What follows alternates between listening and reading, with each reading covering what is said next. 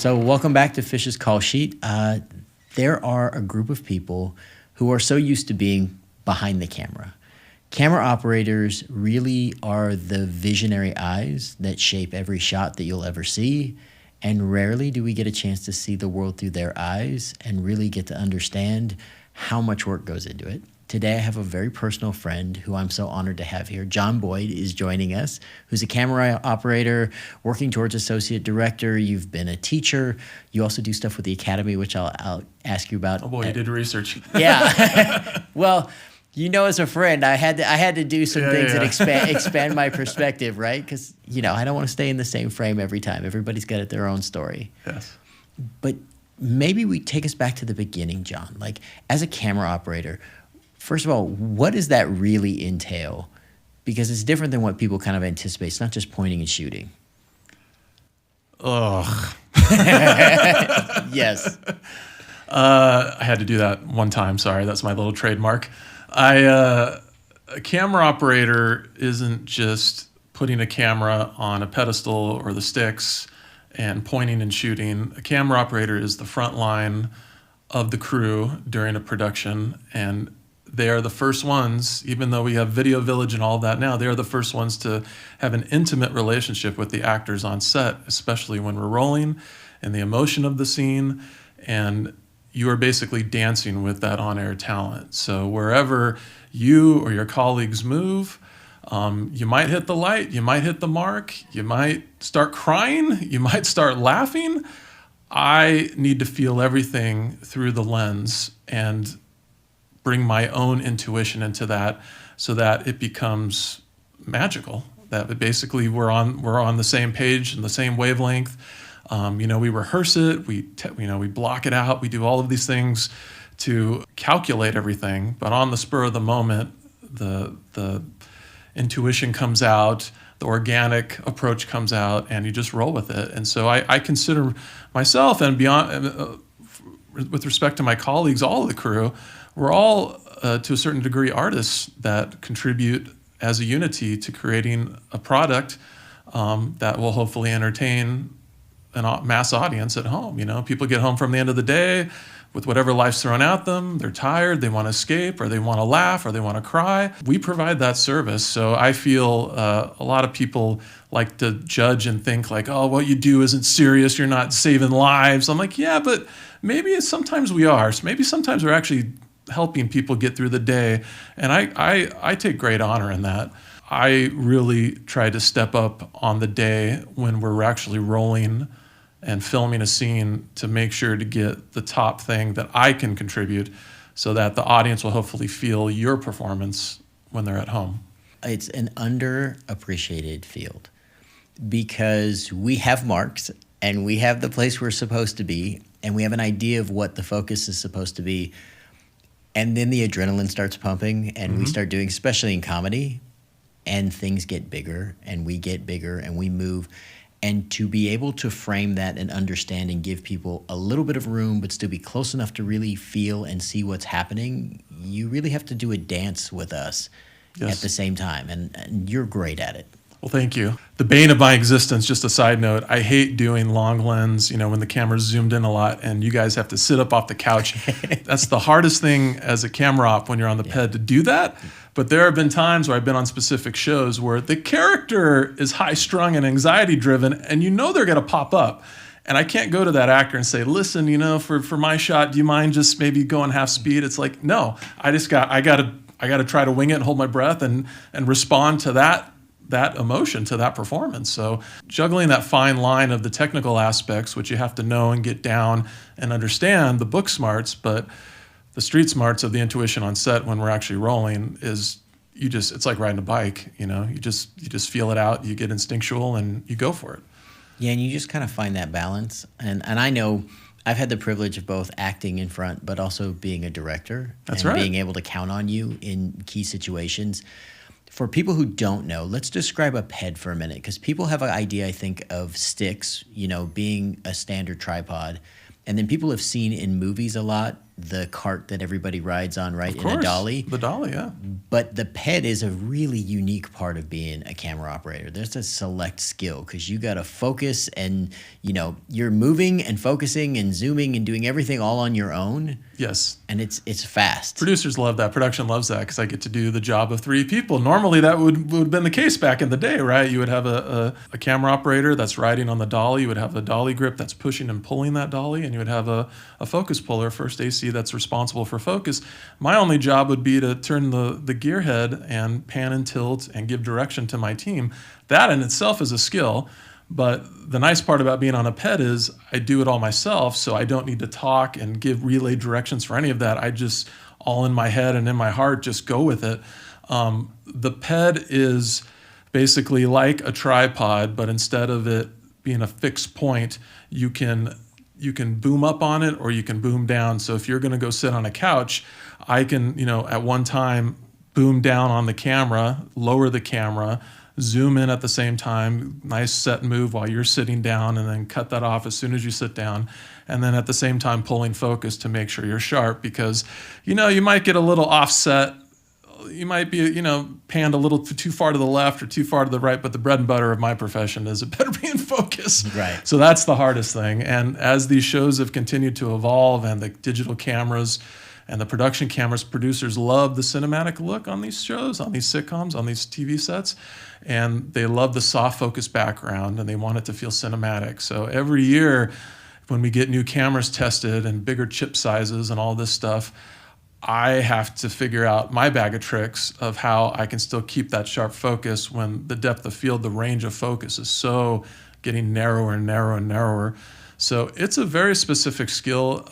It is not easy to learn. It takes a lot of training. I was extremely blessed to be in a situation where I was the new green guy, and that's somebody that production wanted, and I fit that mold, and I had an operator take me under his wing on that specific type of camera on the pedestal. I would say it took me 6 months, and that was 6 months working 4 days a week straight before I felt like I really had it in my system, like I didn't have to think about it anymore. Day one of doing that, I had a long lens. I'll never forget it. My very first shot, I had my long lens single that I had a nice close up of an actor entering a door from one side of the set and then crossing 20 feet over to the other side. And I was holding that tight shot, and as soon as they walked at me, it was just like just blew it completely. Yeah. And I thought I was going to get fired at the end of the day. I'm like, there's no way they're going to keep me. My lunch was like the longest lunch of my life. Right. You're like, oh my. I know I'm the green guy. Maybe they'll give me the benefit of the doubt. And then after that, a specific operator said, "Hey kid, come here. Let's specific stuff." And they worked with me. And that's the only way to learn in that on a pedestal. You can teach textbooks about it. You can lecture, you can give your intuition, but you have to perform in that specific tool, and it takes time to get good at it. Again, I was very blessed and fortunate to have somebody take me under their wing, which, like so many people, so many crew members, right? We're willing to give back as much as we get in. The people that came before us that are towards the latter part of their career, there's so many people that I've seen on all departments that bring in people that are thriving and hungry to learn. They want to fit in. And they just impart their knowledge and their skill set and their bag of tricks. And that's one great thing about this business is, it's very competitive sometimes to get the job. But when we're on set as a team, we take care of each other. I mean, we really, me and the other operators, we have conversations constantly, even without the director being around of like, okay, you're going to take that 2-shot, I'll get that single. Even if the director says, it should be the other way around, they'll notice it. As long as they got their coverage, it was a better angle on mine to get the single versus the 2-shot. So, yeah, very fortunate, but a very hard thing to master. It is, and because you have the zoom on one side and the focus on the other, and then Yes. everything else all going at the same time, plus you're moving and then lifting or going down. Yes. It's full contact in my view. It's like full Yes. contact camera work with movement and focus at the same time. I have to use a third arm a lot of times because I have one hand on the zoom, I have one hand on the focus, and it's hard for me to leave that focus because that's like the bread and butter of what we do. But again, like say I had to sit you down on a couch in the set, like, okay, one of my hands has to leave Right. to like lower the ped, to lower the camera down. So a lot of times, luckily I'm a tall guy, I can, do my Karate Kid crane technique. I love and, when you... and, put my leg up like this and just kind of like do that. And people look at me like, what the heck are you doing? And I'm like, that's the only way I can get that's the only way I can make the shot good on air on this particular machine, Yeah. Versus a dolly where you got 3 people that are together doing that. So it's different. Well, also you have the advantage of being tall is you can lift and get certain shots where you can see well. Yes. Because the reverse is like when people are shorter and they're like looking straight Yes. up at the Yes. monitor on the Not camera. an advantage though on a kid's show, because No, 'cause kids show eye lines are down here and I'm always having to like bend down Yeah. and it gets physical. Yeah, it's an art form. Yeah. And you guys did a great job on the Connors. I was Thank very you. blessed, like as a director, to have you guys. I had a really experienced group, and you guys were training Marianne Franco, who Yes. also became a camera operator She through that did. process, because you guys opened the door for somebody Yes. else, like you were talking about. Yes. And I think that's one of the most amazing things is we're a team. Yes.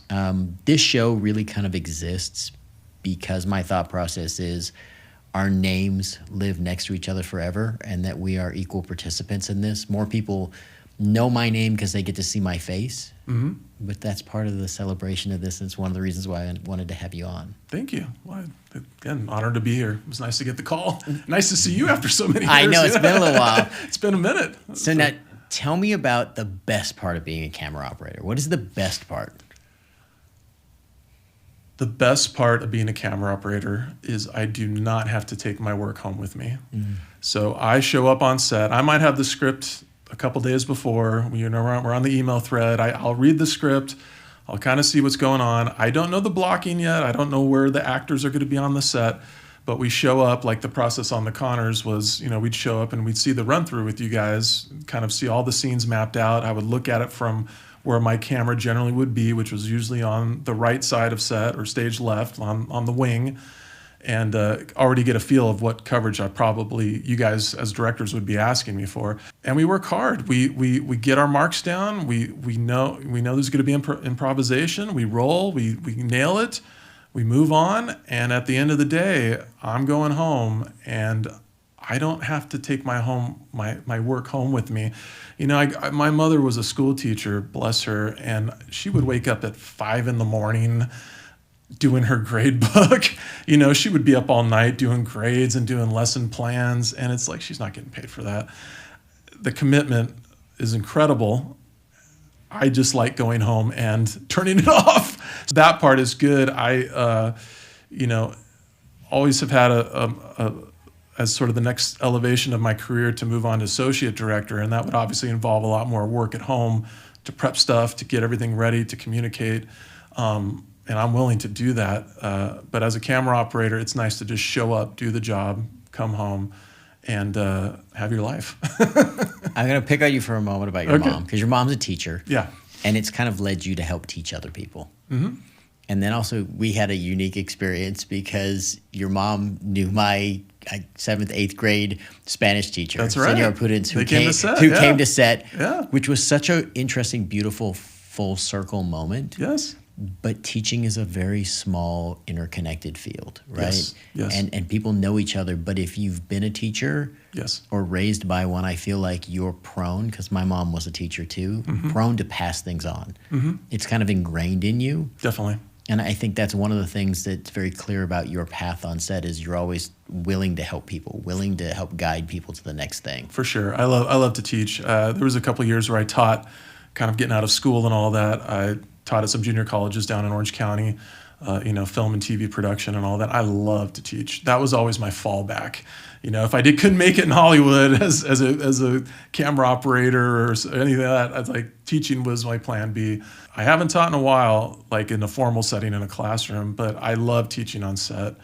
And just like you said, Marianne, there's been a couple other operators, same thing, that have been willing to learn. I've taught them as much as I possibly can. And it's great because we need those operators. It's a very niche thing, this field of multicam pedestal camera operating, and we need more of them. It's kind of a dying breed a lot of time, dying art form. So anybody that's interested and on set and we're willing to learn, it's like, yeah, come on, we got to keep it up. Our organization, and then we have a charity, my business partner and I, called We Commend, that does some training. And then we've been coordinating with Women in Media, who I'm also on the board for. Awesome.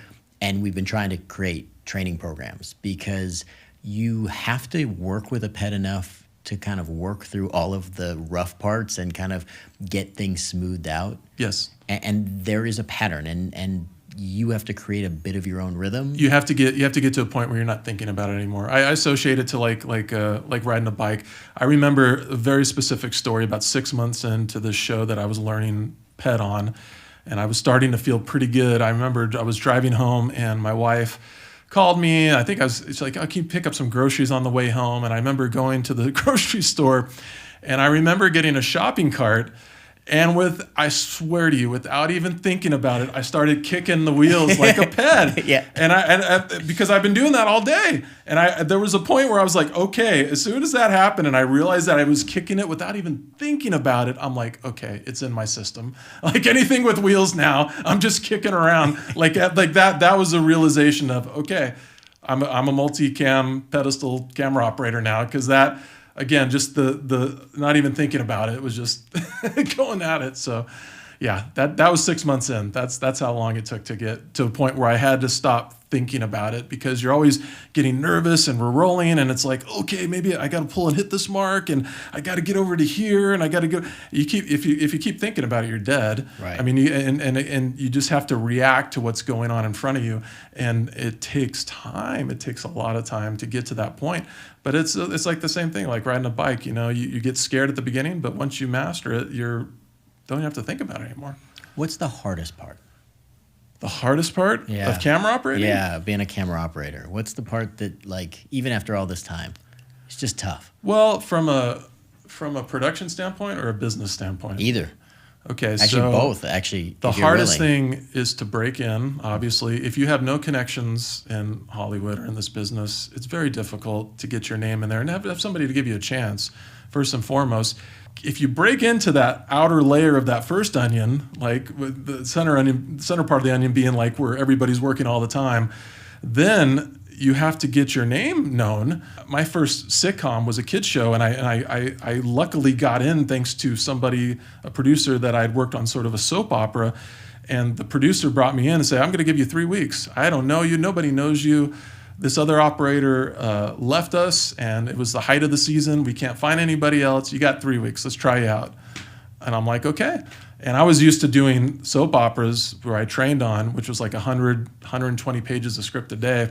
And I remember opening the rundown for that day, and I looked at it, and it said 20 pages. I'm like, this is a mistake. This can't be right. 20 pages. Right. We usually did 20 pages in soap operas in like 2 hours, and now it's 20 pages for the whole day. I'm like, yeah, that's it. And I went up and I tried to put on my headset, because I'm thinking soap operas, I have to have a headset on, and they're calling out shots left and right. And the other operator came to me, and she's like, you don't need that here. So back to your question, the hardest thing is breaking in. Once you start getting in, you really have to sell yourself. And I, being a camera operator behind the camera, am a little more reserved. So it's difficult at the beginning to know when to call producers, when to call directors, to get that referral, to send that email, to say, hey, I got referred to you. I know you have a show starting up. I know you don't know me, but I was referred to you from so-and-so. Hopefully that so-and-so person puts me near the top of the list for consideration. That was difficult. It took probably 4 or 5 years to a point where I didn't have to keep calling all the time when a show ended. When a show ended, I started receiving calls, and that was a great moment. And that's the hard part of the business, because it is freelance. We're like the traveling circus, We come together, we get together, we do this beautiful thing. We are a family for hopefully many seasons and many years. But then all of a sudden, one day, it's like the show's done, and we're all moving on to different parts. It's the saddest thing in the world. That's also the tough part, is when you're on a show like The Connors, which I consider the highlight of my career in terms of multicam sitcom work.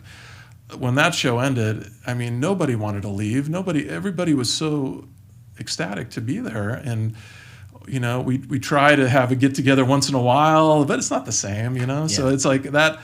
that's the hardest thing, is when you're so invested with the people day in and day out, and then hopefully you see them down the road. You're not sure.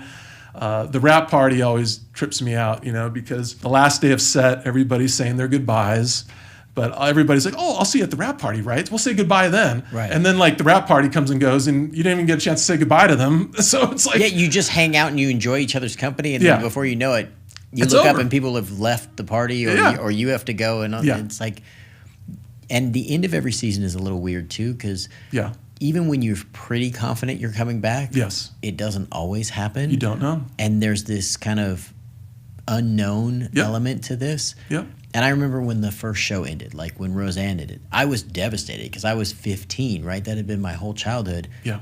And you can't really explain to somebody what that experience is like, because it's like the whole world blows up and everybody goes off in a million different directions all Totally. through space. Totally. And you don't know. And some people you might see on the very next job. And then there are people that you don't see for 10, 15, 20 years. Yeah, And then you run and they into pop each other. up. Yeah. And you're Totally. like, Like, you're still here? Yeah. Okay. And you're like, okay, great. And just like, okay, good. I'm glad you're good and everything's good and we get to do this again. But Yeah. it's different. And it's a very unique world we live in. It's very unique. Well, my childhood was watching your childhood on TV, so it's a trip me just being here and you inviting me here and having this, which is, it's like my 10-year-old self never would have imagined anything like this. Well, that's interesting that you say that, because then tell me about your experience coming to the Connors, right? Because you're stepping into that world that you watched. Yes. Essentially. What was that like for you? Oh, it was a trip. I mean, I'm a child of the 80s, so I grew up, I'm from Huntington Beach. I know you're in that area. I used to go to a private school in Los Alamitos, which was like a 20-minute drive. So all my friends that I made in school were all up in Los Alamitos in that area. I would come home after school, and I had a couple friends on the block, but not much. So my best friend was like TV. So I would literally go up to we called it the big room, the upstairs room that had the big TV. I would get like a bag of Doritos and just start watching whatever's on TV. And it was like Give Me a Break. It was Facts of Life. It was Different Strokes. And later the Roseanne coming on, towards the latter part of the 80s and into the 90s. And it was just like, it was just a part of like everything that I was. So when I first stepped onto that set, I was nervous, by the way. I was super nervous because it was a big show and a big network show and a lot going on there.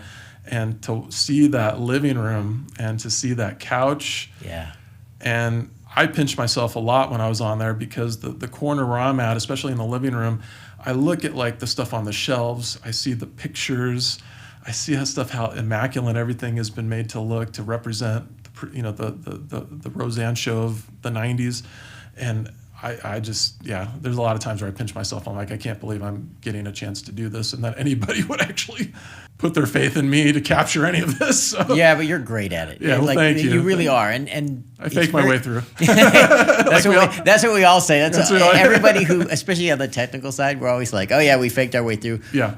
Because there is an element of like the unpredictable that you just kind of do have to force through, like doing the little crane thing and like Yes. finding a different way to do something, because every episode requires some kind of MacGyvering ingenuity, like duct tape and mystery stuff to get solved. Yes. In order for it to be willed into existence. And you can't take the time to direct all of that. You just have to react to it. Right. So I've been around crews where it's like, well, the actor didn't hit their mark. They need to go 2 feet more in. I hit my mark. It's like, no, man. Whatever they're doing, they're going to do. So you might have marked out like, okay, they're supposed to arrive at 10 feet from my lens, but they arrived at 8, and I'm paying attention. I'm squinting my eyes like, it's a little soft. So, okay, I'm pulling it, and that just.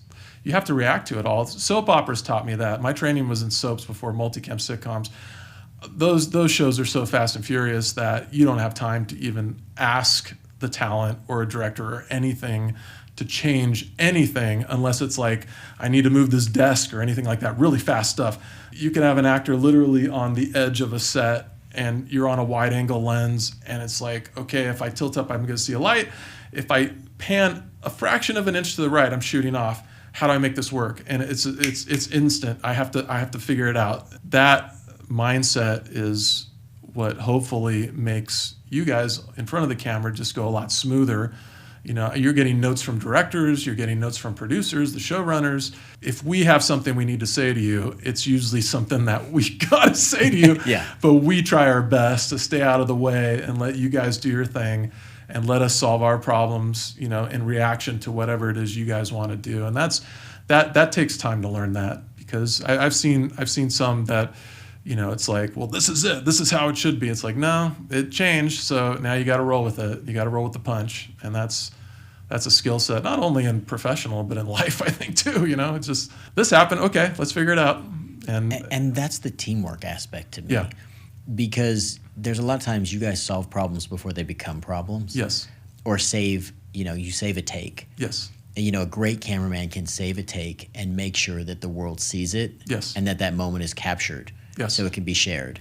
Yes. And in the Connors, while it is a sitcom and hilarious, there was a lot of emotional moments, a lot of like pauses, a lot of stuff that, you know, if I were to think in the back of my head on the moment when we're rolling, if I'm like, oh my gosh, I can't mess this up, I would mess it up. Like like if someone's breaking down and getting emotional, I'm holding my breath and I'm just subtly doing whatever moves I have to do to accommodate whatever is going on there, because that is the core of what makes people feel the way they do at home. And you have to be additive to that and not subtract from that or distract from that in any way.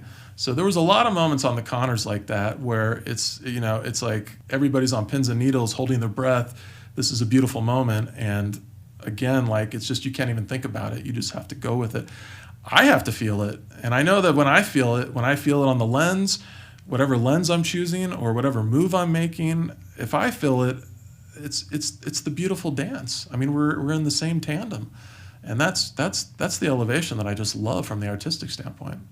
Yeah, talk for a moment about doing soap operas, because you mentioned that it's fast and furious, but I don't think people really realize, like, it's like a marathon and a sprint at the same time. It's like a series of sprints all on top of each other. It is. And the greatest efforts I've seen in soap operas are from the actors, because God bless them, they have to memorize 20 pages of exposition for one day, and they get one take. In soap operas, it's one take. You will get a rehearsal, unless it's like something simple like a phone call, then they'll just go straight and shoot it. You get one rehearsal and you roll, and that's it. And if the technical team and the performers go up in any way, it's not good, because when you have to shoot 120 pages in 8 to 9 hours of a production day, the blocking is dead simple. I mean, it's usually 2 actor scenes, and they're, you know, what's called downstage center, so they're as close to the cameras as possible, usually in the middle of the set, doing their talks or doing their sits.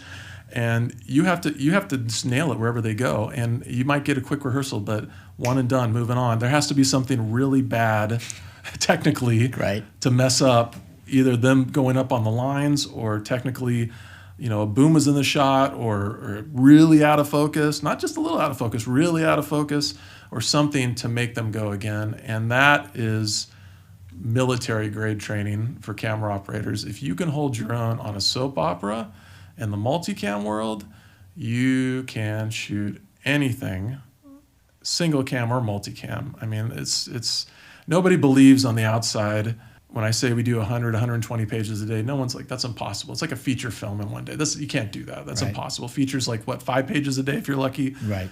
TV's like 10 to 20. But we do it. It's a factory mentality, literally a factory mentality. And we get our scripts the night before. It's a director's script, so the director has marked all the shots. When they want to cut to each camera, it's usually 3 cameras. I know in the Connors it was 4, but we have usually 3 on the soap operas. A middle camera doing the moves, and the 2 cameras on the sides getting the close-ups. And you are literally on a headset as they're calling out the camera shot numbers. You are composing your shot, focusing your shot, and you're looking at your director's script to know when I need to go to the 2 shot or when I need to go single. And it's like, it trains you so good for live TV, because they do live to tape. They basically want to cut it the way they're going to air it. They might do little corrections here and there in post, but for the most part, they just want to snap it, be done and move on. And that's what it sounds like in your ear is somebody Yes. goes, go 2, go 3, Yes. go 4, Yes. go 1, go 2, Yes. go 1, 1. Yes. Okay. Go 2 and go wide 1, 1. Right. Yes. And it change on the fly. It changes on the fly. And it Oh, sounds yeah. literally like that from the truck. And that's what's in your headset. Yes. And it's such a unique experience. It is. It is. You have to adapt to it. It's crazy because you're technically looking at notes. You're trying to do your artistic work. You have a director in your ear telling you what to go and what to go, and then like you're trying to make your move, and so it's everything's going on at the same time. But the key to the soap operas is they try to keep it as simple as possible. There's not big party scenes or big fights. Once in a while, they got to do the drama. Right. But man, when an actor starts crying, like getting emotional, like they're doing their monologue and the tears are coming down, that director's screaming, "Get in there!" You know. So I'm like slowly zooming, and I got to keep that focus on the eye because the tears are coming down. There's no take two, and that mentality and that training really helped me transitioning over into the sitcom world. Just pretending that I'm live all the time. Like they will cut to me anytime. And some productions are like that, some productions aren't. But my mentality is always, I need to be live all the time. I'm trying to do on-air moves. You know, if I have a quick second I got to repo, it's got to be a fast second. It's not just zoom in, get my focus and zoom out. It's like, you know, as soon as I'm off air, I just gut check that focus real quick, make sure it's sharp, all that stuff. So, you know, working with post too and the Connors, you know, Brian, God bless him. He loves he wants the ability as much as we can provide for him to be able to cut at any point. And we did our best to provide that for him and to keep everything on air as much as possible. Yeah, you guys did a great job. It's one of the things as a director is I always try to make sure that all the cameras are essentially live and getting useful coverage. Yeah. And you guys as camera operators do a great job of keeping everything live. And for people who don't know, that means really making everything world worthy, right? Yes. Like not just people are in frame, but like keeping everything crisp and ready and making sure that your shot is as good as it can be technically. Yes. They love to cut to reactions on the Connors. Brian loved to cut to reactions. And I, as a camera operator, I wanted to make sure to watch as many episodes, if not all the episodes of the Connors when it actually went on air, because what we did on the day of the performance and the line cut, you know, where someone's switching the cameras to what Brian did, I mean, he was stealing shots left and right. Yeah. I'm like, well, I'm glad I held that, you know, because he wants that reaction. He wants the reaction to the line. He wants the family dynamic, and to be able to cut back and forth tells the real story, not just the plot. And so as a camera operator, we have to respect that and really just be live as much as we possibly can and give good coverage as much as we can. Now, you've given everybody credit. I'm going to pick on you for a minute. Oh, boy. Because when I was directing, we had a unique situation, which is the shot was described as an overhead shot. You know what I'm talking about? But we didn't have access to the jib. We did not have access to any of the normal things you would do to get that shot. Like a big kind of bird's eye top down? And so we went old school. Yeah. Which is we set up a ladder. Yes. Yes. Tommy rigged a safety harness. That's right. Went up the ladder. And we went and put the camera up the ladder. And as a director, everybody kind of looked at me like I was nuts, but that was what was in the script. Now, the first thing I did, though, was I came to you and said, how you feel about this? Yeah.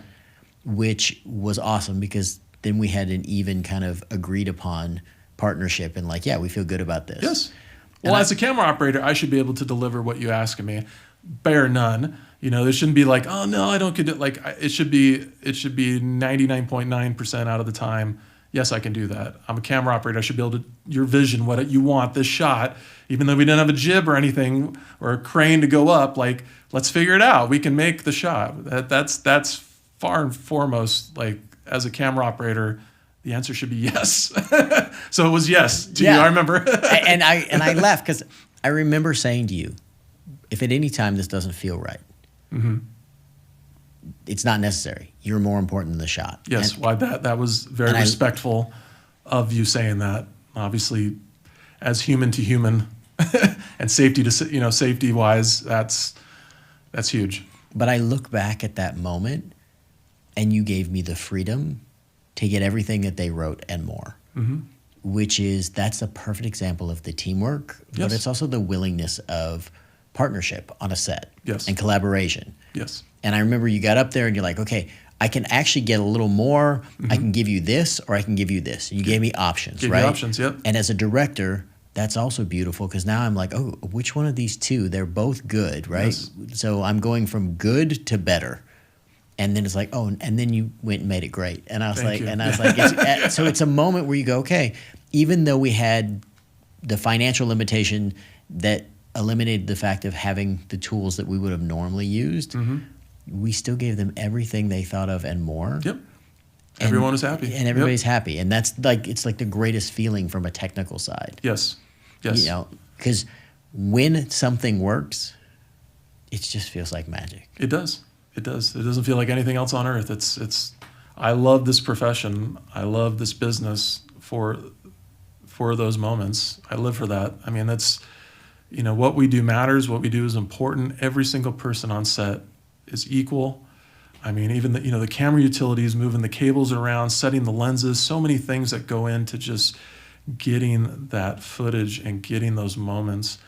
It is when it works in tandem like that, it's exquisite. The hidden language too, we had a chance to work on a few episodes together, and the more we work together, the more you kind of get that intuition of like, and I know you've experienced this both, I'm sure, as an actor and as a director, and even on other stuff. Like there's a point where it's just like you just look at each other and like, okay, we know what's up, Or like we see in the script, okay, we know what to do, get all louder. Like it's not even like you have to discuss it anymore. And we're just like, oh, are we doing that? Yeah. It's not even the full sentence. It's like, oh, we're doing one of these. Yeah. Okay. And I got that far side. And you're like, the best thing is when any director comes to me and starts talking, and I finish their sentence, they love it, and I love it that I can read their mind halfway into a sentence and finish exactly what I knew they're talking about. And that's a wonderful thing. Yeah. And they walk away and they're happy, and I'm happy, and I get the shot, and they're happy with how it looked and turned out. And we barely needed to talk. It's like, yep, there it is. That's it. You got it. Okay. Now, John, you've been doing this for a long time at this point. You've had a really great career. What's a moment when you look back where you like couldn't wait to go home and tell your family? Ooh. Like, this happened today, or I got to do this? There's little moments that I pinch myself on, like working with John Goodman, for example. There are a lot of moments where I'm in the corner of a set and he's getting ready to enter the set, and it's just me and him for like 2 minutes before we're getting ready to roll. And we're literally standing right next to each other, like you and me are sitting next to each other here. And he's a St. Louis Cardinals baseball fan. I'm a huge St. Louis Cardinals baseball fan. And just before we're all ready to like get into it, it's just those moments of like down to earth conversations. Like, did you catch that Cardinals game? Yeah, what about that? It's like, and I'm like, there's moments where I'm just like, I can't believe I'm talking to John Goodman about St. Louis Cardinals baseball. Right. And like, he's a fan, I'm a fan. Like, I think a lot of those moments I go home and I talk to my wife and I just say, guess what happened? We had this guest star today that came in. Oh, we had Christopher Lloyd. There was a moment where on the Connors where Christopher Lloyd was a guest, and I think he pulled in like a Tesla Model X.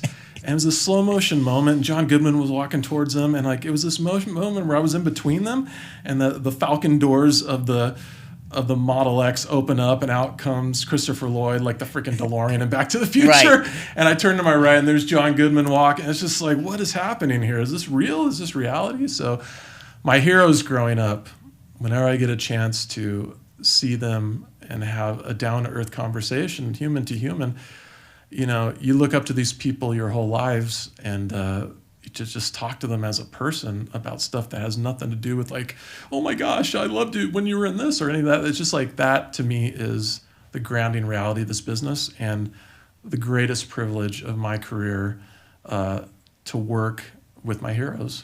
It's wonderful. It also goes for directors. Again, like a Jimmy Burrows, a guy who's just the legendary multicam director.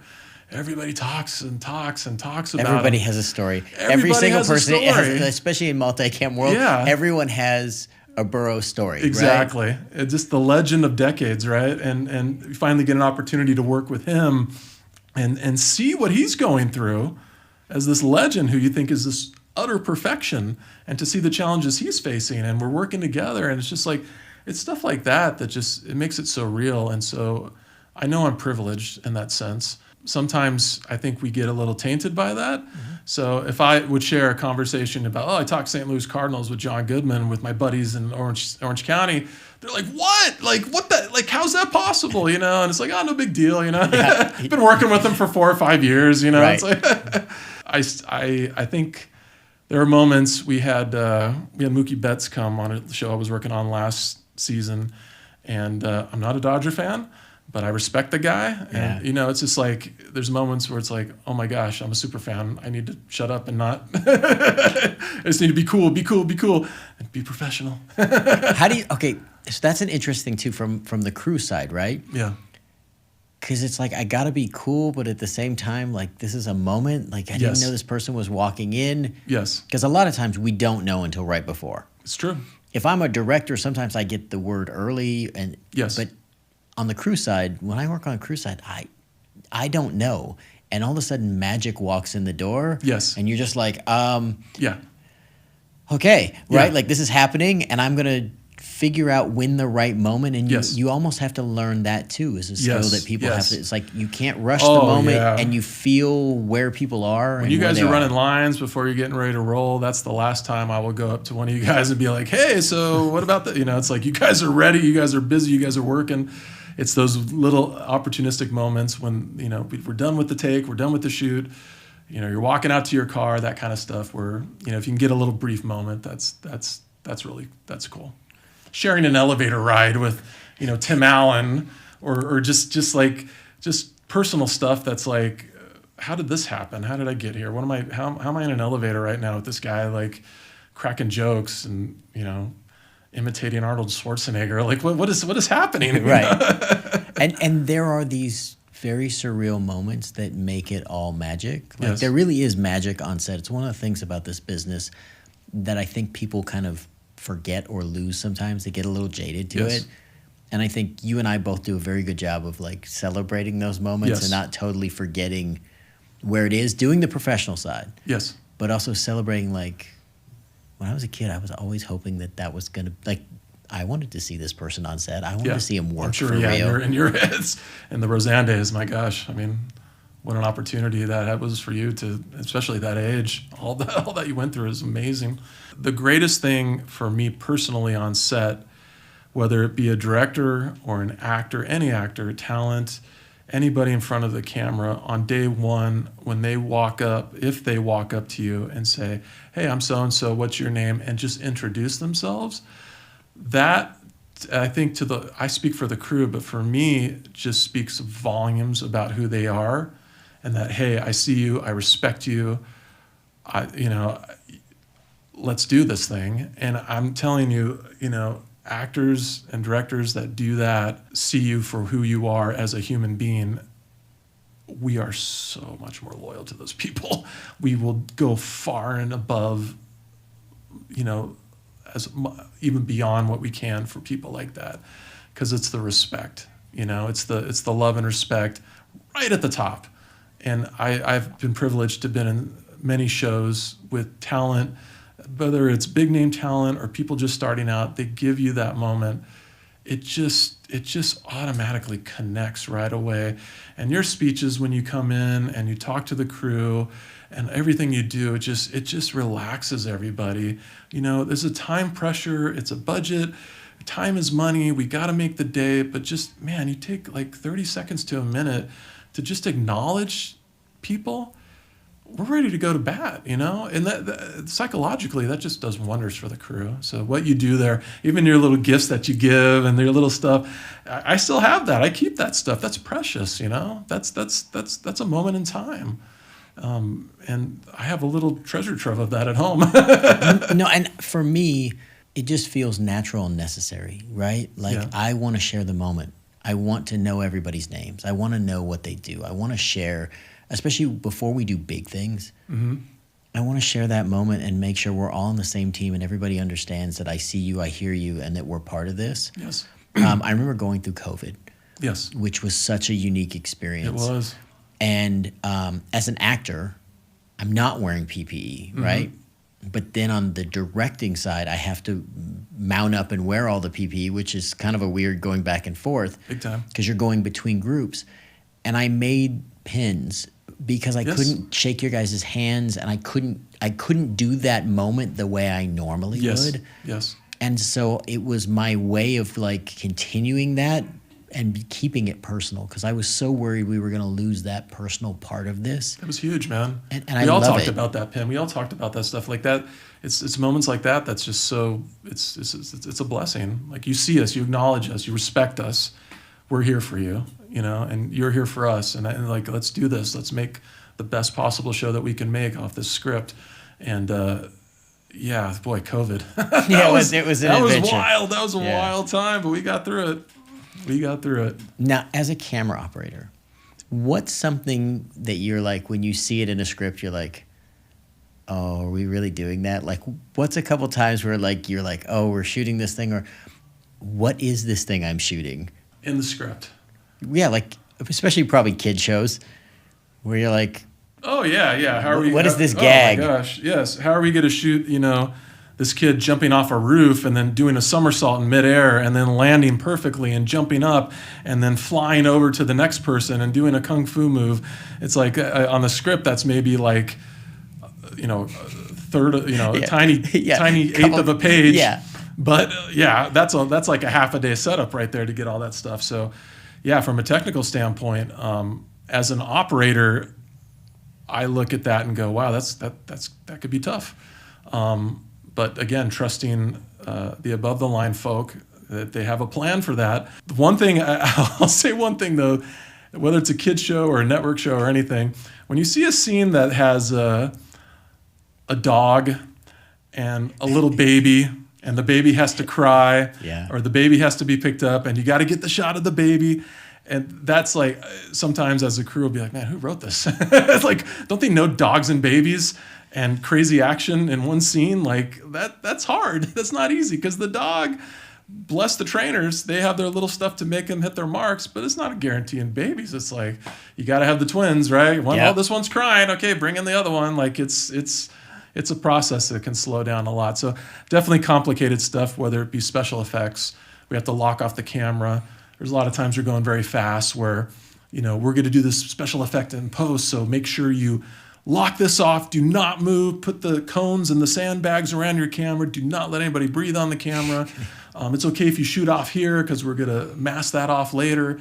And it's fast and furious. So there's a lot of stuff where that gets pretty. The kid shows get crazy. Yeah, kid shows get crazy. You would think they would be easier, but they are like the hardest thing, because you you never know what's coming. You never know what's coming. And a lot of those kid shows, it's their first time on a show, so they're learning as well. They're learning the marks and hitting the lighting and turn down stage and all those little things that you do over the training over the course of your career. And so again from my soap experience, it was just like, okay, I kick it in a high gear. I don't know if they're going to hit that. They might fly over. I'm just going to wrap around and hopefully it's there. I will never say I don't have it, unless I truly know it is not airable. And that normally has to do with focus. Like, even if I buzz, or I'm carrying somebody on a longer lens, which is harder to do for focus. If it goes out, it goes soft for maybe just a microsecond. That's okay. It's kind of organic. Right. But man, if it gets really soft for 5 seconds, I gotta let you guys know that, hey, I didn't get it. And that's also the hardest thing. It is the hardest thing. To have to own that moment. You have to own the moment, though. You have to let them know, because camera operators are not in that dark room in post where a producer or editor or whoever's like, well, the camera shot didn't work, so I had to cut to over there. And the showrunner's like, but I want that shot. And if I don't speak up now, they're going to be in that dark room. Well, why didn't he say something then? Right. So as much as you have to bite your lip sometimes, because it's kind of a double standard, right?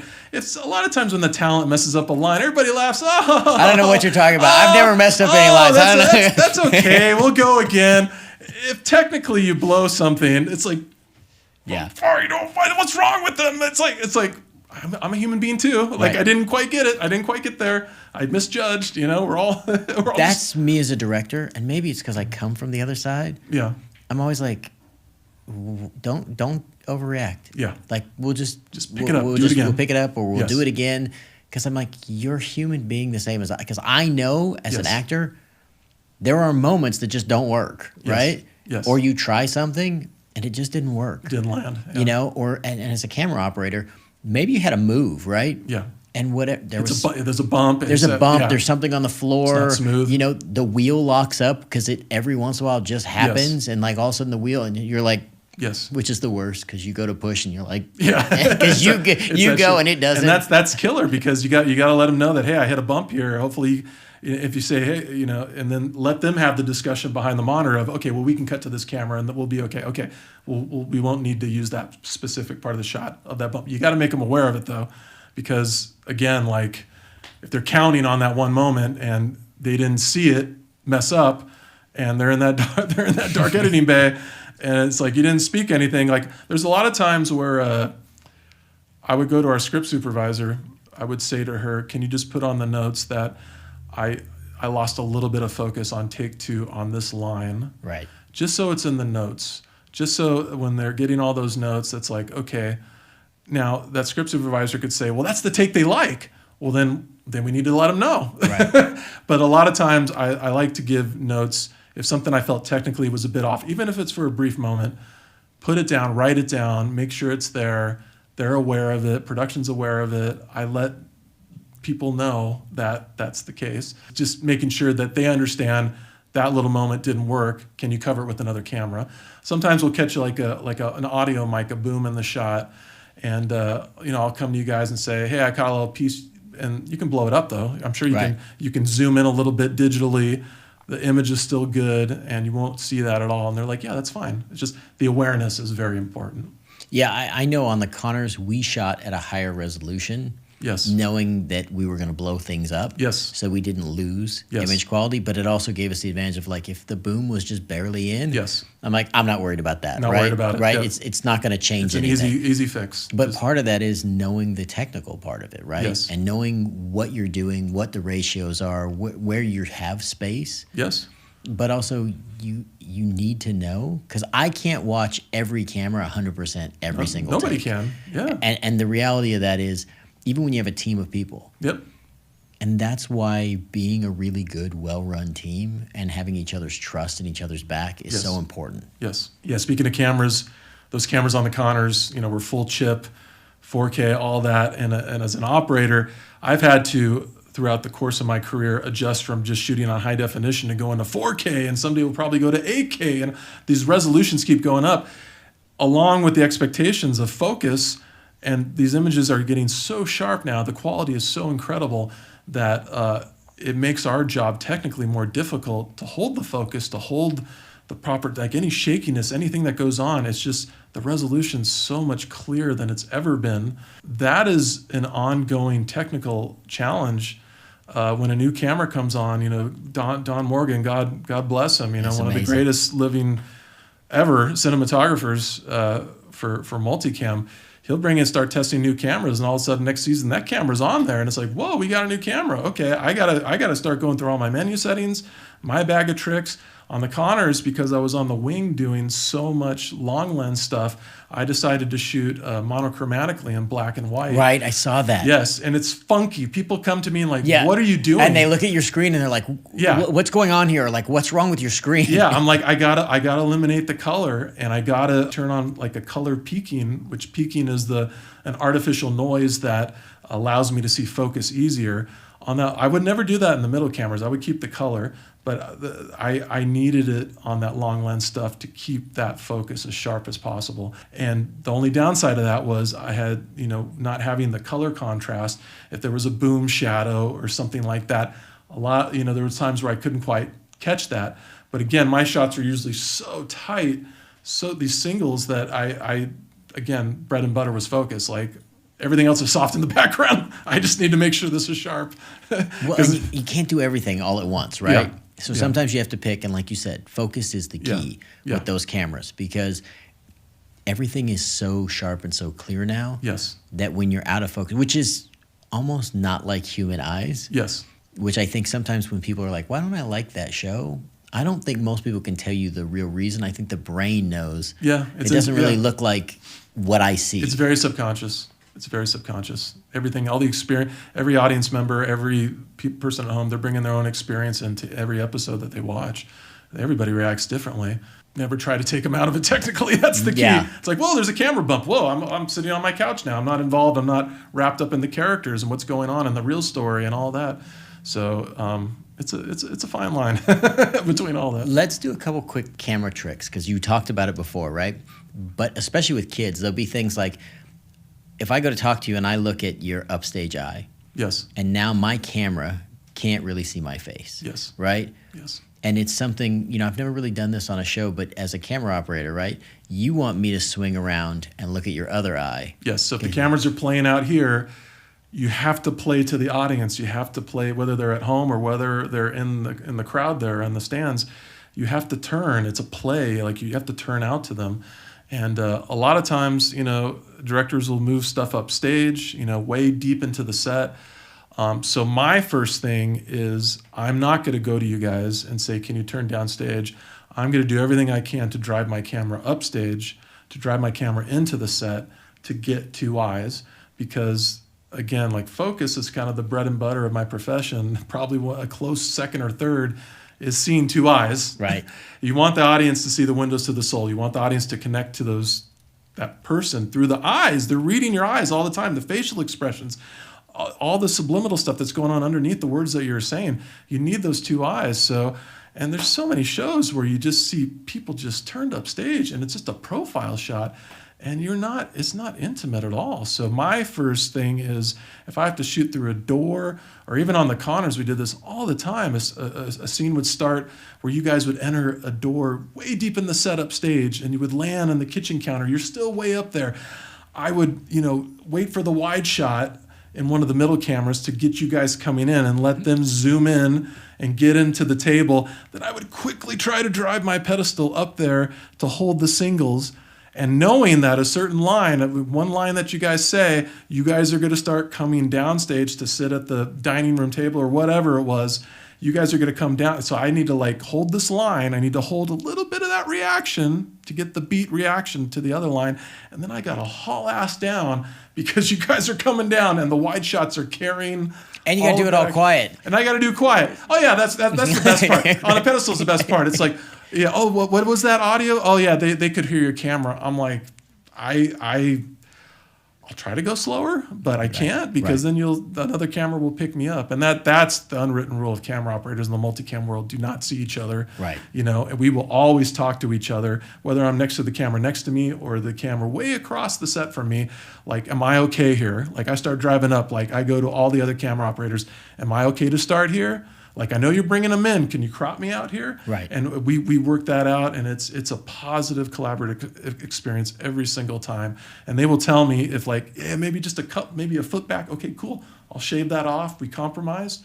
We both get what we need to get the scene, and and again a beautiful collaboration that way. That's the unwritten camera rule in the multicam world. Do not see each other. Figure it out. I think it was my second to last episode that I did at the Connors.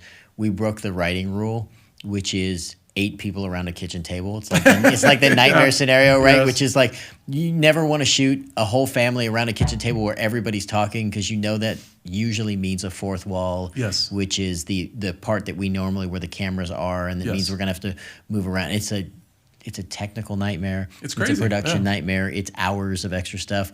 So I cheated because I put myself as the director, and I knew I had myself as an actor. I put myself downstage so that I could move forward and back, so that I could clear shooting lanes for the cameras. Yeah, just lean a little left, lean a little right, get the clean single. Yeah, on the and then I was table. like, okay, and then I'm gonna figure out enough business that people can go up so they can be upstage. Yeah. And I remember Don Morgan's like, this is going to be a nightmare. And, when somebody like Don, who is a legend, Yes. turns to you and is like, okay, I have the fourth wall standing by. I'm like, we don't need it, Don. Yeah. And he's like, no. Like, there's 8 people around. I'm like, I know, don't worry. I got it figured out. We got to figure it out. We figured it out. And then we did the, second run through. Mm-hmm. And he turned to me and he goes, we're not going to use that fourth wall. And I was like, I told you. The grin that he got, right? Oh, totally. And I'm like, oh, I did my job in a way. Yes.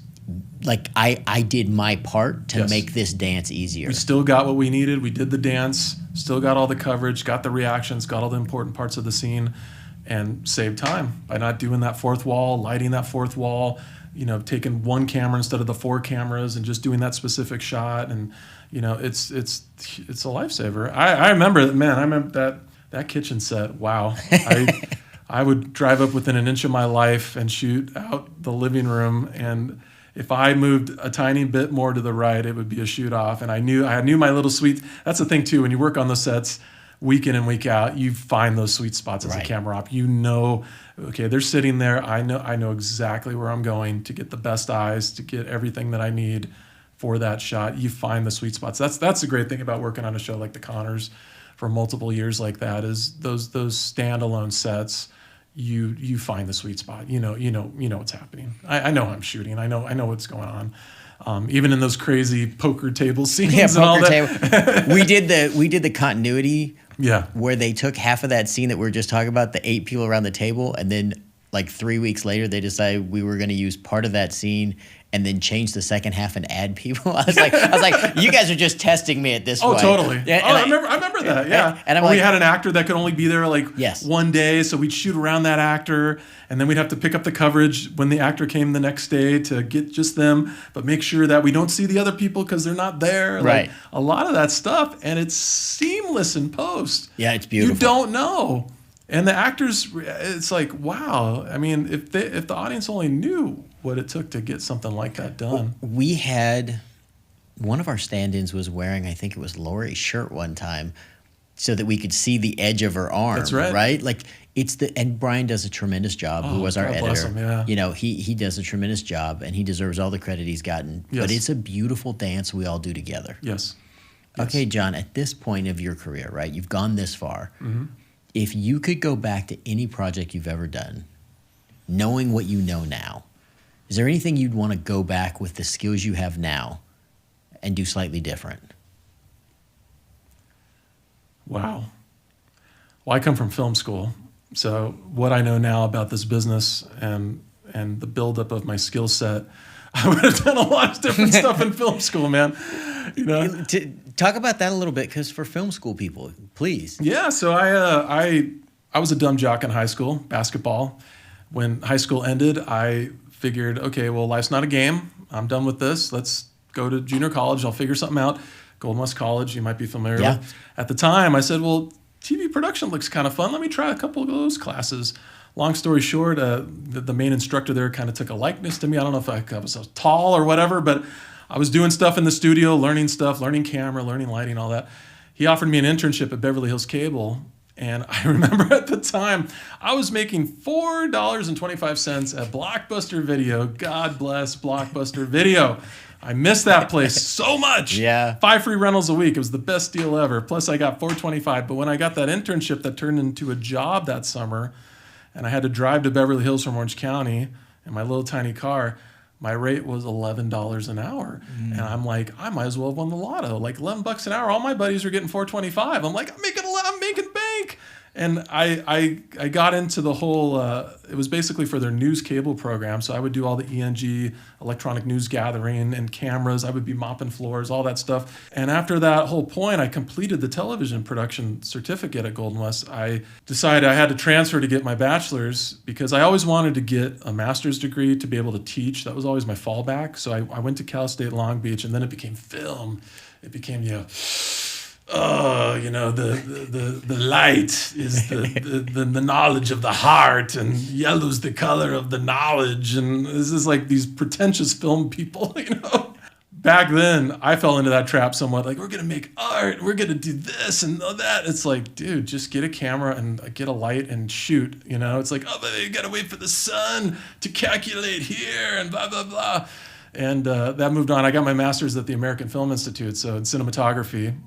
And it was a lot of that same kind of pretentious stuff. And knowing what I know now about how even the biggest productions in town can get really guerrilla style sometimes. You got to just get it, man.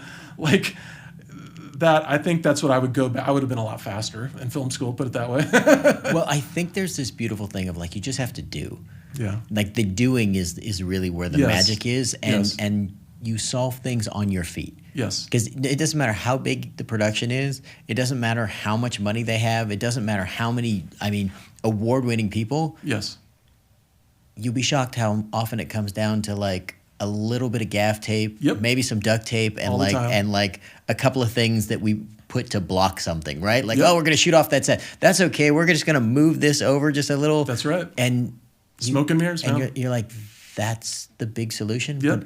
But the truth is, at the highest level, a lot of the solutions are simple because we just make it simple and You we make just it go. simple. Yep. You got to, yeah.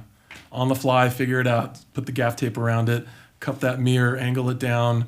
There's a mark on the floor. Just pull that. Even though I know I got to hit that mark. Another camera operator sees it. I'm like, I got you, man. It's like, let's go. It's like down and dirty. Let's do it. Yeah. So that is. No disrespect to the film schools, especially the American Film Institute. I would not be here without AFI and the contacts I made there, but I would have done stuff a lot different in film school, that's for sure. I'm just grateful. For me, a lot of my buddies in film school went off to do features technically and all that stuff, and I married a beautiful Brazilian woman and wanted to have children and settle down, and for me, this genre of multicam, whether it was soap operas or sitcoms, allowed me to stay local because when I was a kid growing up, my father was in the radio business, but he wasn't around a lot. He had to travel all the time to manage radio stations and stuff. So I really lost a ton of time with him. And when it came my time to be a father, above all else, like I need to be present. I need to be here in town. I want to get home, hopefully half the time, and sit down with my family for dinner because that's a valuable, valuable time. It goes so fast, as you know, with kids. Yeah. It goes so fast. So I'm very happy with how things have turned out. I had a brief stint at Yahoo where I was sort of their internal DP, that I did camera and lighting and so forth. But when I got out of that and fell into the multicam world and really focused on the camera, I realized that camera was my passion. I love lenses. I love choosing lenses. I love composing way more than the technical aspects of the lighting and cutting the lighting. It's a beautiful art form, but I love the camera side of things, which is why I really want to become a camera coordinator, because I'm almost 50 and I'm ready to, like, at some point, physically it's going to get harder and harder to keep moving this thing around. You don't want to be doing the crane. Yeah. You want to be Vito doing the crane at like situations. I mean, I got to go to that chiropractor, man. So there's a point where it'd be nice to just step back, be behind the monitors, and give the notes to the camera. And I felt that associate directing is the next step up for me because it's technically trying to give what the director wants and speak the language with the technical team, with the camera specifically, to get what's needed for post, what's needed for you, what's needed for the performance. So it's a little slow in town right now. I'm very fortunate to be over at another soap opera right now, but hopefully things come back, I hope, maybe. There's opportunity. Some of the guys and gals are retiring from that profession, so there'll be a chance. I've definitely made myself and put myself out there, letting people know that's what I want to do. And we'll see where this business goes. My kids are 19 and 17, so my youngest is going to finish high school next year. After that, I'm kind of open to a lot more traveling or a lot more. Greatest experience I ever had, I think, as a cameraman is when I realized I wanted to be a cameraman. I used to go to a church down in Orange County, and it was associated with American Baptist churches, and they wanted to do this. This was back in the days in the late 90s where MTV was doing like road rules and all this like crazy stuff, following college kids and teenagers around. American Baptist churches decided to send a crew for 6 weeks to follow 10 sort of missionaries around, young kids like in their late teens, early 20s. And back then I barely knew what a camera did. I volunteered and said yes, it was all free. And I got to go to Thailand. That was like, as a kid, I was just like, yeah, I'm going, that's fine. But after shooting 100 hours of footage over 6 weeks and just doing that real extreme road rules, hanging out of race cars and helicopters and just doing all that stuff and doing all these interstitials and interviews, that's when I fell in love with the camera. That's when I went back and started Cal State Long Beach, where, in a class of 30, 28 of them wanted to be directors. I'm like, nah, I'll shoot your stuff though. And that learning that tangible skill in film school was invaluable because, directing is a vision. I was just glad to have a tangible skill of working a technical piece of equipment to shoot that vision. So that was probably my greatest camera experience I ever had. Well, I'll tell you, as the director and the writer, I have to take everything home. And when you said I don't have to take any of it home, there was a moment. I had a moment where I was like, oh, he's got a great point. That's a really valuable point. Because as in where I'm at now is I take everything home. Yes. And I'm planning tomorrow today in the midst of everything else. You still take it home sometimes, believe me. If there's a point where I'll all operators, not every operator will admit to this, but all operators feel this way. There's a moment where it's like, if I just got there sooner for that moment, if I just finished my pan or my tilt or my move that point, and there's moments where I beat myself up. Nobody else knows about it. The footage is, the stuff is still fine. It's there. I get mad at myself, like, why didn't I get there in time? Why didn't I do that? So there'll be moments where I got to blow off steam for myself on my drive home to work. Yeah. And it's like, there's been a lot of stuff where I still bring it home, but I don't want to walk in the door with it. There was one time on a Nickelodeon show where the kids were just so out of control one day, and I'm listening to their voices, and it was just a crazy long day. And I remember opening the door to my house, and my kids, God bless them, were watching that same show. So as soon as I opened the door, I walked in and I heard those same voices, and I had to bite my lip because everything I wanted to blurt out was like, turn that off. Yeah. Turn it off. I've been listening to that all day, but I like, they like the show. They think I'm cool. So I just like turn and like, okay, I'm good. There are times at projects where it's like, I don't want to ruin this for anyone, right? Yeah. Like, I just have to be quiet. Yeah. I just have to like let that go. Yeah. Because you've seen all the stuff behind it. Yes. And I do want to touch on, you're a really good dad. You're a really dedicated dad. Thanks, man. And that, the importance of that, it echoes through your work and the way you go about things. And they're very lucky for that. Thank you. Okay, so let's do our big final run. You ready? Okay, bring it. Okay, fast questions. What is the first thing you look for on a call sheet? Who are the other operators? Yeah. Yeah. Yeah, because if I don't know the show and we're doing a pilot or something, who's the other ops? Next thing is who's the audio crew. Okay. That's a big deal. Like, as far as like, we work together so seamlessly with that and collaborate. I've been talking about all the operators, but my gosh, the audio people, the work that they do is just, if not even harder sometimes. And whatever I can do to help them or them helping me, like, those are the two that I'll look at. I usually know who the director is going into a pilot or some new show, but I want to see the below the line. I want to know who I know. Yeah. I'm like, yes, okay, cool, this would be cool. And it feels that way, right? Like, yeah. It feels almost, as athletes, yeah, it feels like when they pick teams, and you're like, yeah, I got those ones on my team this time, right? Like, those are the people. Very true. Okay, what's the last thing you want to see on a call sheet? The attachment that says, today we will be having a raccoon on the set, and here are the animal rights control. You can't look at the raccoon. You can't. Do not approach the raccoon if they come. The animals, pests, bugs, stuff that's just like, really, we're gonna do that today? Okay, how are we gonna film that? Okay, we'll figure it out. Okay. Yeah, the attachments to the call sheet. Yeah. Because it means some chaos. Or we're going outside. Because, man, multicam crews do not do well outside. We are used to being in our box and our nice air conditioning. You want to go outside, go do the single cam stuff. Like, I do not want to start carrying stuff up a hill in the dead heat of summer. Like, it's like, oh, we're going outside today. It's like, well, that's going to be interesting. Let's see how that goes. We did that a few times on the Connors. We did, and that's the Chuck Lorre line to me, because he's the one who always used to say, we're indoor cats. Yes. Don't make me go outside. Totally. I don't have my shots. I'm not ready for that. He's like, he goes, it just turns ugly. Yeah. And he goes, we're indoor cats. We are. And I started laughing because then he started making shows that went on location. Fully. And I totally teased him because I'm like, I go, what happened to being an indoor cat? He goes, I'm still an indoor cat. He goes, just sometimes I have to. Yeah, he just kind of expanded out into that world. But yeah, it's no thanks. I like the sets. I like the box. I like being in the box. I like having the control, obviously, for all departments. Because once you get outside, it's planes, it's people crossing, it's life is happening. They don't care what you're doing. Okay, what's your favorite thing to see at craft services? Oh boy, I'm a sweet tooth guy. And I have this policy, I don't know if I can curse on here. I have this policy that I came up. So Friday is usually our show day. And so I like to call it Fuck It Friday. Like that's my day where I'm just going to eat whatever's here. I know there's going to be like a killer spread because the audience is coming and the producers are coming, the network's coming, and there's going to be a killer spread. So I am a sweet tooth cake addict, and Chance, who is the killer guy in our crafty world on the Connors, had these Aunt Joy's cakes that are the greatest cakes on earth. I had to ask him where he got them. I know Aunt Joy's is in Burbank.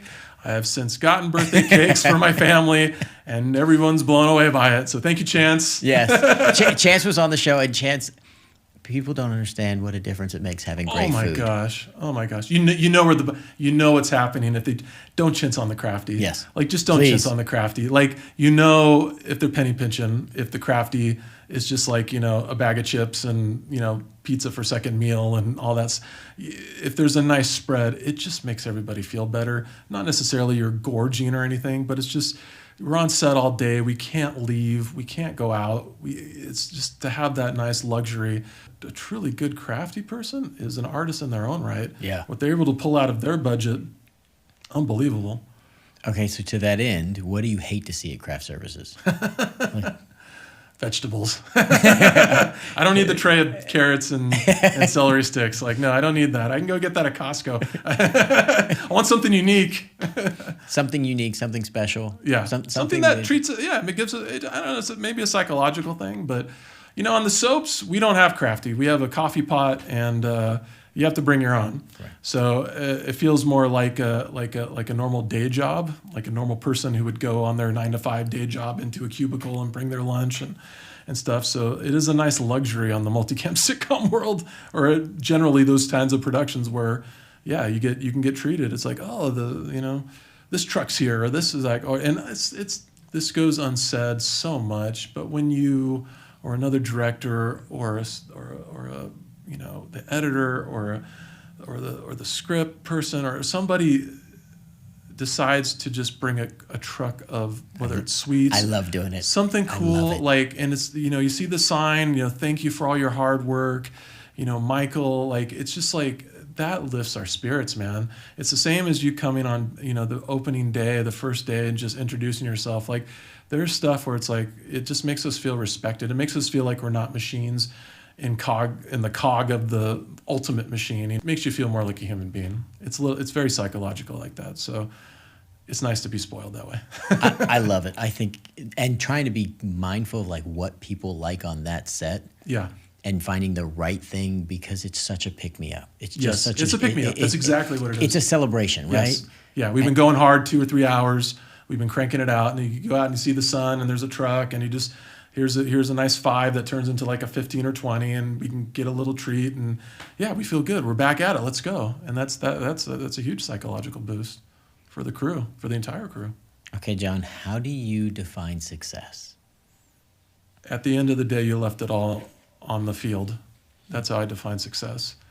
There have been moments where, from a technical standpoint, I'm getting a flare in the lens, and we're going so fast. I'm like, well, just forget it. I'll maybe they'll fix it later or something like that. I will beat myself up over that. If I go home and I have nothing to beat myself up over, I know I've left it all on the field. I've left it all on set. I gave it my all, for good or for bad, whatever gets cut, whatever happens. I know I can lift myself up and gave as much technical and artistic merit that I could. So it's a very tough measurement for myself. And, we all have days where life hits us hard, or we're we're coming in set and we've been up all night in the ER with our kid or something like that. Yep. And it's those moments where you can just somehow find the strength to endure everything that's coming at you professionally. That's how I measure success. That nobody knows what I just went through, and I left it there, and I gave good stuff, and it was a success. Everybody's happy. That's success for me. It's one of the reasons I love people who have been athletes, because I think we look at it that way. Is we're always trying to be great, and we always want to be great teammates. Yes. And it kind of just shows through other aspects of your life. Yes. So now, based on your definition, how are you doing, John? How am I doing? Yeah. How am I doing right now?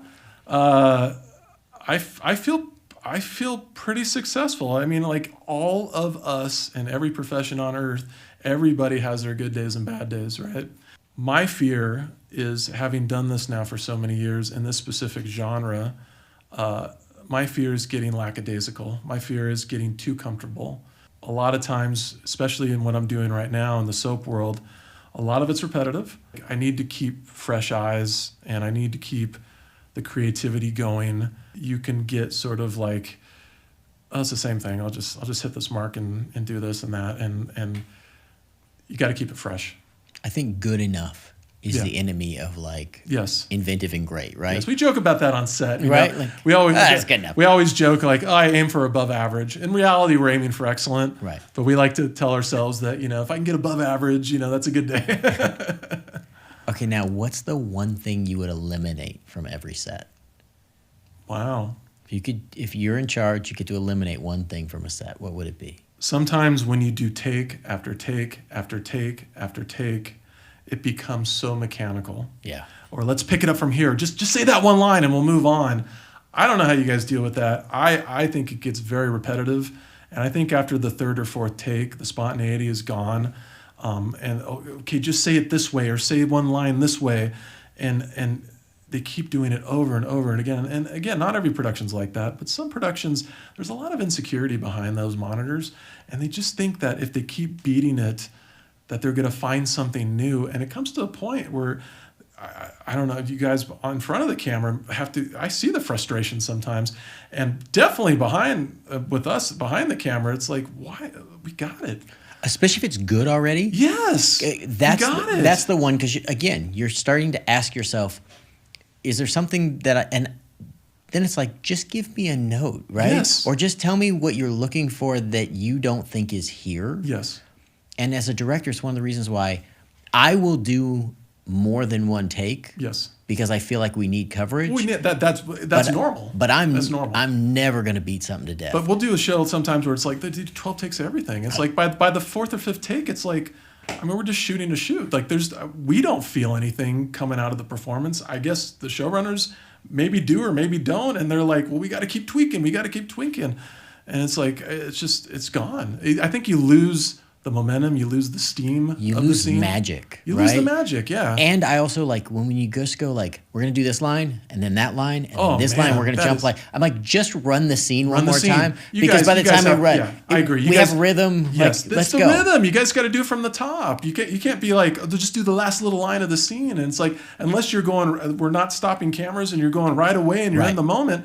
But it's like cut and okay, just say that line now. And it's like, well, we gotta you performance wise, I assume you guys have to rev up to that. Well, or if it's the button, yeah, like it's not a button if we just yell the one word. Because like if I just yell the punchline of a joke, yes, it means nothing to you because I didn't give you a setup, I didn't give you a build up, and the audience didn't have time to go with you. Yes, so I can it doesn't just feel yell authentic. it. It doesn't feel authentic. And from a technical standpoint, we just feel like it's becoming repetitive. You know, our heads start to hurt. Like, why are we like we're just holding this shot and we're doing this, and it's just like we don't feel it.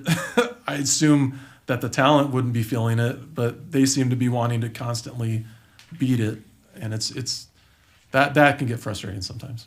12 takes of anything is too much. Yeah. Sorry, apologies to Stanley Kubrick and the auteurs of the day. Yes, there are. And that's a process, right? Wearing the actor down. Although I'm going to tell you, yeah. When I listened to Robert Duvall recently in an interview say that, I was like, that's my boy. Yeah. I was like, because that's an old school guy, and the argument is the old school, we just did a million takes. I'm like, no, we didn't. Yeah. Only certain people could afford to do because film's expensive. Super expensive. We love actors that when the director comes up and says, well, do you want to do one just to do one for fun? They're like, no, we got it. Move on. The crew's like, yeah. Especially if you know you got it. Yeah.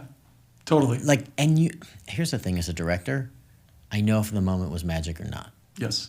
If I feel it, like you said earlier, if you feel it through the camera, if it's happening in somebody's eyes and the experience is real, at that point you're like, okay, we're good. We're good. Like, just make sure we have that and we're good. We can move on. Sometimes there's a fear of like, you go really fast, like 2 takes and like, we're moving on. Like, well, I guess I got it. Right. Sometimes it can be that opposite We're like, maybe one more would do it, you know? But as a camera operator, I'm not gonna say, well, I just need one more to feel it. You know? It would be, I need one more because I blew this and I need to do it again. And again, like I saved that in my holster for very serious moments of like, yeah, you don't have it. You need to do this again. I also, as a director, though, if I know that's the case, I'll own that. Yeah. Because I'm in a position that is harder for people to come heavily down on me. And I feel like that's part of my responsibilities. Like, I need this for this reason. And it's also a great time to adjust a small piece of coverage. If I already know I got everything else, it's a great opportunity to get extra coverage. And I'm notorious for that, because I'm like, oh, give me beat coverage on that. Shoot it from this side. Yeah, that's cool. That's additive, that's positive. And I'm like, give Brian more choices. Give my editor more choices. Yes, which he loved that. Yeah. I know. Okay, so now what do you love? If you could pick something that you want on every set, what would it be? Whether it's a soap opera or whether it's a sitcom, I want there to be a light atmosphere on set. I want there to be laughter. I want us to not take everything so heavy and seriously, like, oh, you just get this moment and go. And it's like, no, man, we're doing make believe. We're not. This isn't life or death. This is entertainment. Like, let's have fun. Have fun. That's what I want on set. I just want a light atmosphere. I've been on shows that are heavy-handed, and it always comes from the top, right? It always comes from the top of like, let's cut, blah, blah, you know, and it's just like, we're not having fun. Like, and that shows. That shows on the performance. That shows on the behind the scenes. Like, everyone's tense and, you know, bundled up. And like, if you just keep it light, tell some jokes, you know. That's why I kind of do my you know. Yeah. I saved that. I try to do that once in a while. I know they kind of became famous on the Connors thing, but I try to hit that out of left field at the right moment, so that if everybody's kind of just like, relax. Yeah. It's just television. Yeah. This isn't, you know, everything's going to be okay. We're going to get through it. So light atmosphere and laughter, whether it's a drama or whether it's a comedy. Okay, so what is the best gift you've ever gotten from a project? Oh, man. I don't know if there's like I'll tell you the coolest thing. I got a bike. Oh. I got a full bike. That was the coolest thing I got from a Nickelodeon show. It was the last season, and they brought it all into set, and we all got to pick bikes. And I got to ride it at home and train my kids on it, and that was super cool, because usually it's clothes and it's sweatshirts, and I love that stuff, and hats. The one I always wanted was the Big Bang Theory, and I tried to, some of the fellow camera operators I know that worked on that, they would get these lavish gifts because that show was the #1 show, making tons of money. Let's buy the crew. Let's give the crew this.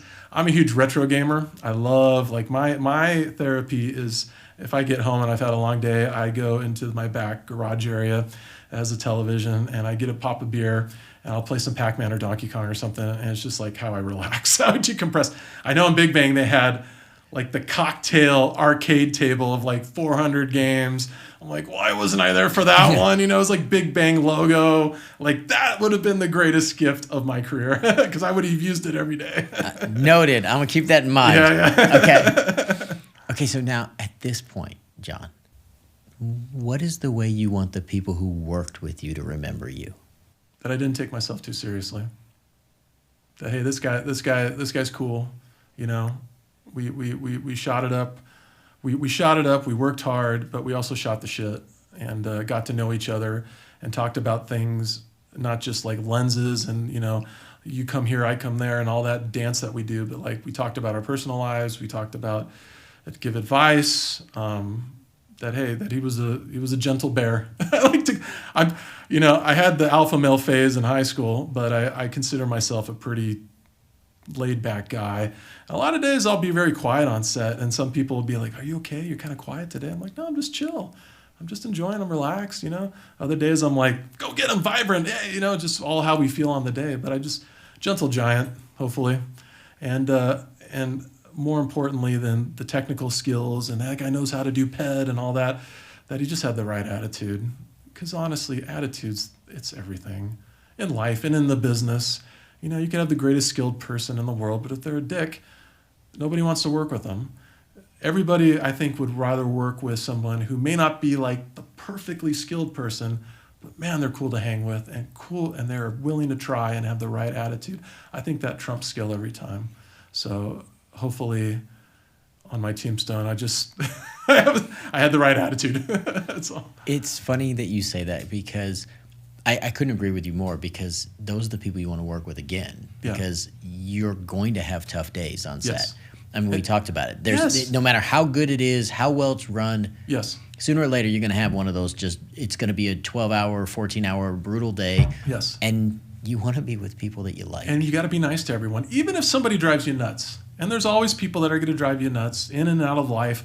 Just be nice to them on set, because you never know down the road when that production assistant that is on the bottom of the pole ends up being the showrunner. I like to joke with them, like, "Oh, nice to meet you. I look forward to working for you one day." You know, I try to break the ice with PAs, because so many of them become successful showrunners, and I'm like, "Just remember me. Remember the tall guy that was nice to you," because everybody else is hazing them. Yeah, exactly. Because when it comes time where it's like, "Oh, we're going to select camera ops." Oh yeah, I remember that guy. That guy was nice to me. Okay. Well, I'm going to give you this compliment, which is that's part of the reason you're here today. Well, thank you. Is because I enjoy spending time with you. And Thanks, this has man. been a blast. It's been a blast. Yeah, it's been fun. First time I've ever done this, so didn't know quite what to expect, but just grateful for the opportunity. And it's nice to kind of drop the shovel and just kind of reflect on things, on personally, on the business, and kind of just shoot the banter with you, and definitely from your angle and what you're doing with the show. And I think it's a wonderful thing to give people that are never in the limelight, giving them a brief moment of limelight to discuss their career paths and their personal journey in this crazy business of Hollywood. So thank you. Okay, one more. Okay. What is the legacy you want your loved ones to take from your life? Oh, man. That despite all of the stress and worries of day-to-day living, that I tried my best, that everything I do out of caring and support. If sometimes I am militaristic and hard of hearing or hard of saying, it all stems from I want nothing more. I'm at an interesting phase in my life now with my boys being teenagers. The childhood phase is over. They don't want to hold my hand anymore. How do I navigate those waters of gently shoving them out into the real world to become their own men? And I just hope, I hope the last thing they'll be like, you know what, he was right. He was right about that. Yeah, he was right, Because at the time, it's like, whatever, Dad, you don't know what you're talking about. From my personal life, my family, my wife, I just hope that they said that, I tried to give them a life and to give them a sense of normalcy. Despite this crazy business of show that we live in, where it's such a roller coaster up and down. It's not a through line. We're not accountants that just sit at a desk and collect our salaries. We ride the waves of feasting on multiple shows at a time, or the drop of unemployment of not having any work for a little while. And all of us go through that, the crew members, and at the same time, you're trying to raise a family and sustain a decent middle-class life. And it's a lot. It's a lot of weight. But hopefully, mistakes or no mistakes, I gave it my best. Listen, I think you do a great job of that. I said Thanks. it earlier, and I meant that is I've always enjoyed the time. I think the thought that you called yourself a gentle giant was so fitting. Thank you. And this is what this show is for, is to celebrate these moments. And I'm sure your kids are going to see this and be very proud. Yeah, they're already trying to hack in. Whose podcast is it? Which actor is it on the counters? Who is it? They were searching about it, so I'm sure they'll find it. Yeah. I won't let them know. I'll let them find it. Okay, perfect.